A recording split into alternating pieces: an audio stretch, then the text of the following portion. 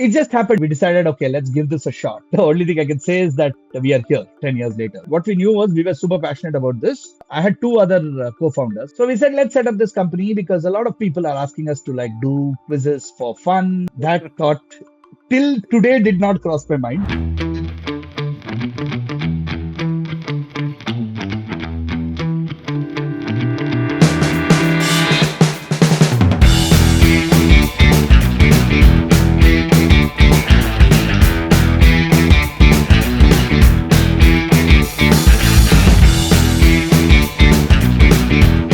What had happened is that while I was still there, purely as a lark, if you can call it that, a couple of friends and I set up a company to pursue our quizzing passion in parallel. So we said, let's set up this company because a lot of people are asking us to like do quizzes for fun. Like people would come and say, I have a small office meetup with my team. Can you just come to the office and do a quiz there? Then This is somebody we knew 2012. 2012. Yeah. So 2012, February, on a very interesting date, we incorporated a company. We gave it the name that we had given our quizzing team, a name which many people sometimes say has negative connotations, which is Nexus. Our quizzing team was called Nexus. It was in fact called Holy Nexus to kind of make it clear that it is not unholy. And so when we were starting this firm, because we were starting it off as a hobby thing, we said, look, we'll start it off and like, at least that way we can whatever little we do, and if you're going to charge for it, we can charge it under this company, and this will be like our holiday money or our like fun, little fun thing on the side. So we set it up on the incorporation date on our ROC certificate is 21st February 2012, which very interestingly happens to be a palindromic date. 21022012 reads the same left to right and right to left. And was that So intentional, Venky? Was it no, intentional completely or not it just intentional. happened to be? It just happened because anyway, you had to give in the application and they would approval and the registration would come when it came with this date on it. So that kind of, I think, in a way augured well because that's what the company is about, trying to find interesting patterns to everything in life and make teasing questions out of it, build your sense of curiosity and kind of get you to use that as a tool to achieve some objectives that you might want to. So I thought you might say it's 1 week after Valentine's Day, just like Children's Day is 9 months after Valentine's Day, and so on. So okay. That thought till today did not cross my mind, but you can use it. You can use it and give me a royalty for that in case it works. I I will certainly do that.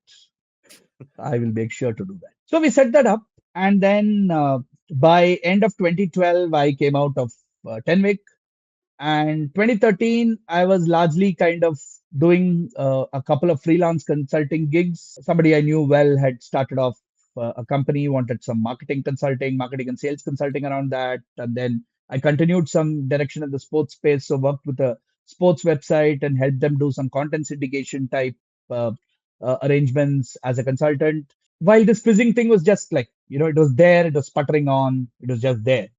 But end of 2013, early 2014, we realized that my I had two other co-founders at that time, and we were all kind of at. I mean, they were also at the end of their tether with their regular day jobs and things like that. And we decided, okay, let's give this a shot. So 2014 sometime is when we started working on Nexus kind of full time, putting complete focus on it to try and see where we can take it. And then it was three of us in the beginning, and then a year later, one of the three members decided that he had another business that he had gotten into and decided that he couldn't juggle two businesses at the same time. So he moved on to the other business, and then so there are two. What remained was me and my Vivek, who continues to be my current co-founder in Nexus. What we knew was we were super passionate about this. We knew we were reasonably good at this. The thing we had to do to kind of possibly complete that hedgehog concept was to see if we can make money out of it, right? So that's the path we kind of started on. As things would have it. So the underpinning of Nexus from day one was we'll deal with anything that involves knowledge, and we'll make it fun. That was really the goal. And at that time, the one manifestation of it, or the singular manifestation that we knew of it, was quizzing. That we would put together, quizzes, whether they are general or thematic, and make it really fun, really interesting, really engaging, and try to kind of build a brand for ourselves in terms of how we approach quizzing and approach content. I mean, I cannot speak to whether we've been successful on numbers and things like that because all that is possibly very subjective. But the only thing I can say is that we are here 10 years later. So if I ask you a question saying, in which Asian country would you find a local vodka brand called 8848 vodka? Okay, this is like at the face of it a very obscure, random question, Yeah. right? Yeah. How would you possibly think you can arrive at an answer to this? Yeah. Okay, it's not in China, but you're right on the fact that so the potential way to approach this could be, there's a number which is the name of the vodka. So I've 8848 is just a Google number. searched it. So shall I kill everything?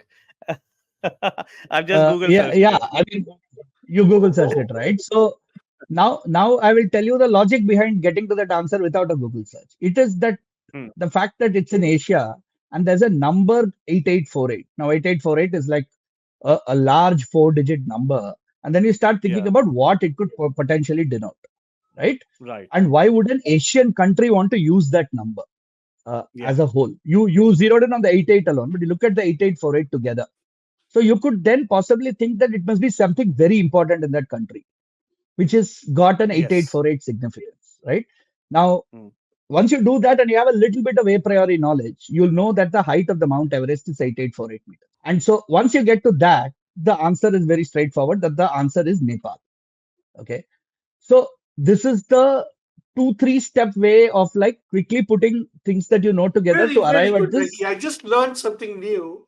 You just taught me the performance art behind quizzing and So how ChatGPT cannot duplicate this.